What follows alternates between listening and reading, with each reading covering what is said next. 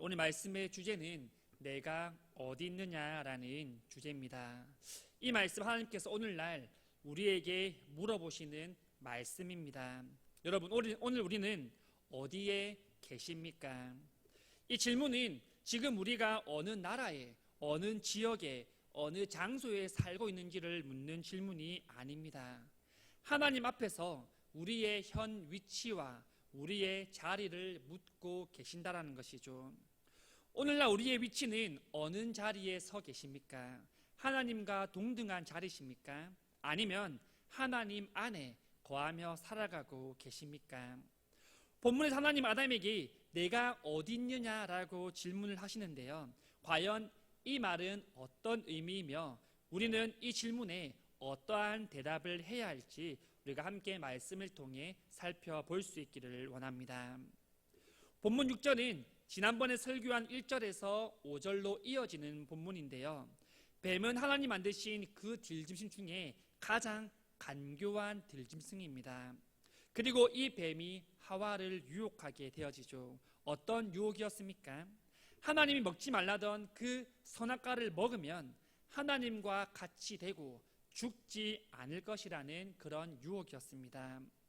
하와는 결국 이 유혹에 넘어가지 않습니까? 그리고 그 나무를 보게 되는데요. 6절에 이렇게 말합니다.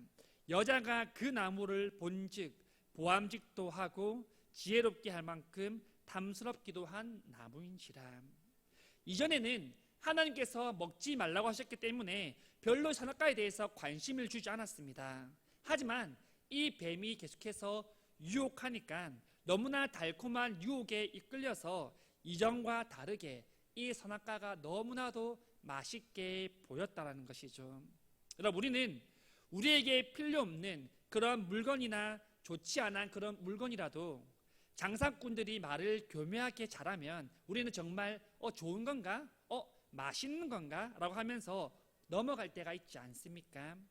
뱀은 하와에게 이 선악과를 먹으면 하나님과 같이 된다라고 지혜로워질 것이라고 말하고 있습니다. 그 말을 듣고 어느 누가 이 열매를 먹지 않을 수가 있겠습니까?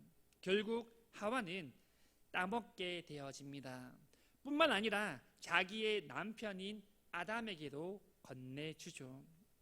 아담은 하나님이 먹지 말라고 명했기 때문에 먹어서는 안 되지만 거절해야 되지만 결국은 이 뱀과 하와의 유혹에 넘어가서 하나님이 금지하셨던 이 선악과의 열매를 다 먹게 되어집니다. 이때 여러분, 이들에게 어떤 일이 일어납니까? 7절입니다. 이에 그들의 눈이 밝아져. 이 말씀은 눈이 잘 안 보여서 희미했는데 갑자기 시력이 좋아졌다라는 말이 아닙니다. 보일 수 없었던 것을 보게 되었다라는 것이죠. 제2의 눈을 뜨게 되었다라는 겁니다. 그것도 이들이 선악과를 먹자마자 이들의 눈이 밝아졌다라는 것이죠. 이들의 눈이 밝아져서 제일 먼저 본 것이 무엇입니까? 바로 자기들의 벌거벗은 몸이었습니다. 그렇지만 이들은 창조될 때부터 이미 벌거벗은 몸으로 살아갔습니다. 하지만 그들은 그것을 부끄러운 줄 모르고 행복하게 살아가셨죠. 하지만 이들이 선악과를 먹자마자 이들의 눈이 밝아져서 자신의 벗었음을 알게 됩니다. 그리고 수치심을 느끼게 되어지죠. 이 말은 다시 말해서 이 아담과 하와가 영적인 순결함을 잃어버렸다라고 볼 수가 있습니다. 그리고 그 안에 죄가 들어왔다라는 것이죠.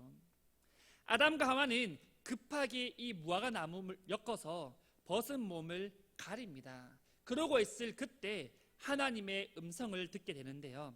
8절입니다. 그들이 그날 바람이 불 때 동산에 거니시는 여호와 하나님의 소리를 듣고 아담과 그의 아내가 여호와 하나님의 낯을 피하여 동산 나무 사이에 숨은지라. 하나님께서 이들을 찾아오십니다. 선악과를 먹기 전에 이들과 하나님의 관계는 교제하는 관계였습니다. 하지만 이 선악과를 먹은 후에는 하나님과 이들의 관계는 숨는 관계, 찾는 관계가 되었다라는 것이죠. 무슨 말입니까? 하나님 말씀에 순종하지 않았을 때 이들은 하나님과 분리되어졌다는 것입니다. 여러분, 하나님과 분리되어진 것, 이것은 가장 무서운 심판입니다. 하나님 내리시는 가장 무서운 심판은 바로 무관심이라고 하지 않습니까? 하나님과 분리되는 겁니다. 지금 이 아담과 하와가 하나님과 분리되어 가고 있는 것이죠. 우리는 이 사건을 통하여서 이 죄가 하나님과 우리를 분리시킨다는 것을 분명히 알 필요가 있습니다. 그리고 그 분리되는 그것이야말로 가장 무서운 심판임을 우리는 알아야 된다는 것이죠. 이 아담과 하와는 하나님의 소리를 듣고 동산 나무 사이에 숨었습니다. 참 어리석은 모습이지 않습니까? 과연 하나님 앞에서 숨을 수 있을까요? 이들은 자신들이 지은 그 죄로 말미암아 두려움을 갖게 된 것입니다. 하나님께서 아담을 부르시는데요, 9절입니다. 여호와 하나님이 아담을 부르시며 그에게 이르시되 내가 어디 있느냐. 하나님께서 지금 이 아담을 찾아오셨습니다. 과연 하나님께서 아담이 어디 있는지 모르고 이 아담이 어디에 숨어 있는지를 물으시는 그런 질문일까요? 가끔씩 저희 아이들과 집에서 숨바꼭질을 합니다. 아직 아이들이 말은 잘 못하지만 몸짓으로 아빠가 숨어라, 아빠가 찾아라고 그렇게 표현을 합니다. 제가 술래일 때 아이들에게 꼭꼭 숨어라, 머리카락 보일라 하고 아이들을 찾으러 다닙니다. 그런데 아이들은 머리만 숨으면 숨은 줄 압니다. 몸은 분명히 나와 있는데 머리만 숨어 있는 것이죠. 그렇지만 저는 모른 척 어디 있지? 모르겠네, 어디 숨었어? 라고 그렇게 찾는 척을 합니다. 그러면 아이들이 여기 있지 하고 나오는 것이죠. 제가 과연 아이들이 어디에 숨어 있는지 몰라서 그 질문을 아이들에게 했던 것일까요? 아닙니다. 동일하게 하나님께서 네가 어디 있느냐고 묻는 것은 이들이 어디 숨은지 몰라서 묻는 게 아니라는 겁니다. 아담과 하와가 지금 어디에 숨어 있는지를 분명하게 아시고 찾아오시고 물으신 것이죠. 우리는 이 질문을 두 가지로 생각해 볼 수 있습니다. 첫 번째, 네가 어디 있느냐라는 이 질문은 하나님 안에서 이들의 위치를 물으며 회개를 촉구하는 질문으로 볼 수 있습니다. 네가 어디 있느냐는 것은 네가 지금 어떠한 죄를 지었기 때문에 숨어 있느냐라고 묻고 계시는 겁니다. 아담아, 지금 네가 왜 숨어 있는지 한번 생각해 봐라 라고 말하는 겁니다. 이 아담이 숨어 있는 이유가 무엇입니까? 하나님 말씀에 순종하지 않았기 때문에 그렇지 않습니까? 회개하지 아니하고 숨어 있는 아담에게 하나님은 네가 어디 있느냐라고 그렇게 질문하고 계신다라는 겁니다. 여러분, 우리도 혹시나 이와 같이 죄를 짓고 숨어 있지는 않으십니까? 회개하지 아니하고 숨기려 하는 우리에게 오늘날 하나님 이같이 말씀하십니다. 네가 어디 있느냐? 우리가 지었던 크고 작은 모든 죄들 하나도 숨기면서 하나님 앞에 고백할 수 있기를 바랍니다. 두 번째는 이 질문을 통하여서 먼저 찾아오시는 하나님의 사랑을 우리가 느낄 수 있다는 겁니다. 죄를 지었으면 먼저 아담과 하와가 하나님을 먼저 찾아야 되는 거 아닙니까? 하지만 반대로 하나님께서 먼저 이들을 찾아오셨습니다. 이들의 죄를 지음을 통하여서 하나뿐인 독생자 예수님이 십자가에 달려 죽어야 하심을 하나님은 아셨던 것입니다.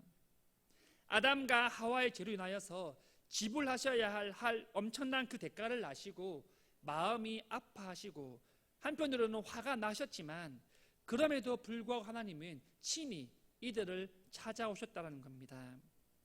죄인을 찾으시고 이들을 사랑으로 품어주시며 하나님의 그 사랑을 이들에게 보여주셨다는 것입니다. 여러분, 이 모습 또한 우리의 모습과 비슷하지 않습니까? 우리는 죄를 짓고 하나님께 먼저 회개하며 촉구해야 되는데 하나님께서 먼저 우리를 찾아오셔서 회개를 촉구하실 때가 많이 있지 않습니까? 우리는 그저서야 그 죄를 회개하며 나갈 때가 참 많은 것 같습니다. 사람은 죄를 짓고 도망가고 모른 척하지만 하나님은 그런 우리를 찾아오셔서 네가 어디 있느냐라고 물어봐 주신다는 겁니다. 비록 죄를 짓고 살아가는 우리지만 늘 우리를 기다려 주시고 사랑으로 우리를 품어 주신다라는 것입니다. 하지만 이를 알지 못하는 아담은 이 질문의 10절에 이렇게 대답합니다. 이르되 내가 동산에서 하나님의 소리를 듣고 내가 벗었으므로 두려워하여 숨었나이다. 하나님 말씀하신 네가 어디 있느냐를 네가 지금 어디에 숨어 있느냐라고 해석을 한 것이죠. 그래서 아담은 하나님 앞에 선악과를 먹은 것에 대하여서 불순종한 것에 대하여서 두려워서 숨었습니다라고 말하는 것이 아니라 내가 지금 벗어서 부끄러워서 숨었습니다 하나님이라고 그렇게 말하고 있다는 겁니다. 그렇게 변명하는 아담에게 하나님이 또 한 번 11절에 물으십니다. 이러시되 누가 너의 벗었음을 내게 알렸느냐? 내가 네게 먹지 말라 명한 그 나물 열매를 네가 먹었느냐라고 다시 한번 물으십니다. 아담의 순종하지 않는 그 죄를 하나님께서 다시 한번 묻고 계시는 겁니다. 그런데 아담은 어떻게 대답합니까? 12절입니다. 아담이 이르되 하나님 주셔서 나와 함께 하신 여자 그가 나무 열매를 내게 주므로 내가 먹었나이다. 아담이 지금 본인이 지은 죄를 누구에게 돌리고 있습니까? 1차로는 하나님께 돌리고 있습니다. 하나님이 주셔서 그렇지 않습니까? 하나님께서 그 여자를 주시지 않았습니까? 라고 말하며 2차로는 그 하나님이 주신 하와가 나를 유혹해서 먹었습니다 라고 그렇게 책임을 전가하고 있습니다. 아담은 자신이 회개해야 함에도 불구하고 회개하지 아니하고 그 책임을 떠넘기는 것이죠. 하나님은 하와에게도 묻습니다. 13절입니다. 여호와 하나님 여자에게 이르시되 네가 어찌하여 이렇게 하였느냐? 여자가 이르되 뱀이 나를 깨므로 내가 먹었나이다. 하와는 하나님의 질문에 어떻게 대답합니까? 하나님, 전 안 먹으려고 했는데 뱀이 저를 꼬아서 결국은 먹었습니다 라고 뱀에게 책임을 넘기고 있다라는 것이죠. 이 모습 또한 회개하는 모습이 아니라 그 죄를 모르는 척하는 그 책임을 전가하려는 그런 모습이라는 겁니다. 왜 이러한 모습들이 이 아담과 하와에게 나타났습니까? 바로 하나님 앞에 불순종하여서 죄가 이들 안에 들어갔기 때문입니다. 말씀을 정리하겠습니다. 여러분, 오늘 말씀에서 네가 어디 있느냐나 이 질문은 아담과 하와에게만 하신 그 질문이 아닙니다. 바로 오늘날 우리에게 질문하고 계신다라는 것이죠. 여러분, 우리는 오늘 어떤 자리와 위치에 서 있으십니까? 우리는 하나님의 말씀 앞에 온전하게 서 있는 그 자리에 서 있으십니까? 아니면 이 아담과 하와처럼 회개를 촉구하라는 하나님의 말씀 앞에도 그 죄에 대한 책임을 누군가에게 전가하거나 회피하거나 모른 척하는 그런 자리에 서 계십니까? 우리는 죄를 지을 때 아무도 모르면, 아무도 보지 않으면 그 죄는 그냥 넘길 때가 참 많이 있지 않습니까? 우리가 지은 죄들을 다른 누군가에게 책임을 회피할 때도 있지 않습니까? 여러분, 죄라는 것은 그렇습니다. 처음에는 어렵지만 계속 짓다 보면 그것은 너무나 익숙해져 버립니다. 그러다 보면 여러분, 우리는 우리의 위치를 잊어버리게 된다는 것이죠. 우리는 하나님 말씀 앞에 순종하며 이해하는 위치에 서 있어야 하는데 눈치껏 죄를 짓게 된다는 겁니다. 그런 우리에게 하나님 오늘날 말씀하시는 것이죠. 네가 어디 있느냐? 여러분, 이 말씀은 우리에게 회개를 촉구하는 말씀이며 또 한편으로 우리를 사랑하기 때문에 주시는 하나님의 음성인 줄 믿습니다. 하나님 말씀대로 순종하며 살지 못한 우리에게 다시 한번 기회를 주신다는 그런 말씀입니다. 죄로 가득한 우리에게 희망을 주시는 말씀이죠. 우리는 습관처럼 짓는 그 죄를 다 내려놓고 벗어버리고 하나님 앞에 우리의 모든 삶을 맡겨드릴 수 있어야 된다는 것입니다. 여러분, 하나님은 우리의 모든 것을 다 아십니다. 우리가 어떤 죄를 짓는지도 다 아시지 않겠습니까? 그 죄는 누군가 보지 않았다고 숨긴다고 해서 숨겨지는 죄가 아닙니다. 누군가에게 전가한다고 해서 전가되는 죄도 아닙니다. 오직 하나님 앞에 나와서 우리가 전심으로 회개하며 나갈 때 그 죄가 용서받게 되는 것이고 우리는 죄로부터 깨끗하게 되어진다라는 것입니다. 여러분, 우리가 서 있는 자리를 잘 기억하며 우리가 살아가는 목적이 무엇인지를 우리가 항상 기억할 수 있기를 원합니다. 그리고 네가 어디 있느냐라고 물으시는 그 주님의 말씀을 우리가 마음속에 새기며 항상 살아갈 수 있기를 간절히 소망합니다.